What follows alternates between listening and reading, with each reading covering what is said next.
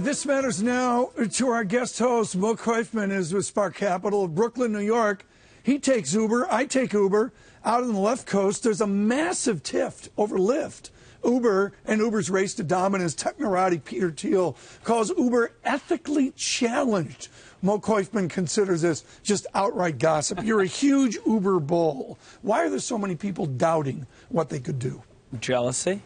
Well, look, Uber is a fierce competitor. Travis, the CEO of Uber, is an aggressive guy. And like many market leaders that we've seen in many large categories, he's going for the jugular. And I think folks that are involved in competing businesses don't like that, plainly put. One of the great things 11 years ago is Michael Maboussian wrote on the digital space that you live in every day that there would be fewer winners. Is that where we're heading with Uber, with Facebook? There's just going to be fewer winners than what we see in the rest of industrial America? It truly varies market by market. What he's talking about is, economies of scale, barriers to entry. Mm-hmm. I think we are seeing some of that, certainly on a local level with Uber, as they get more and more supply, more and more density, able to push prices lower in local geographies. It becomes tougher for some of the other competitors, but to me, that's good business. From where you sit in the technology world, they hired David Plouffe, who's been on Bloomberg Surveillance many times,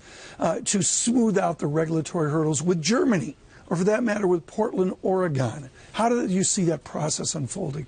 It's like anything regulatory related. It's going to be slow and painful.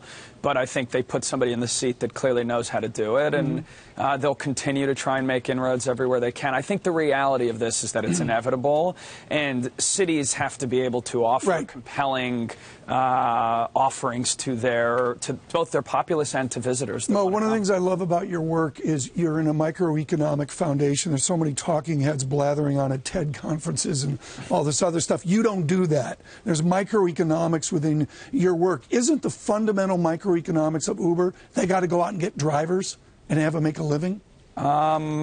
Certainly on the supply side, and I think on the demand side, they have to get loyal customers so that the lifetime value is really, really high. But, at the end of the day, if they're able to provide wages above minimum wage in a flexible schedule and a good work environment, I don't think there's going to be a shortage of people. Mr. Thiel calls them ethically challenged. What does he mean?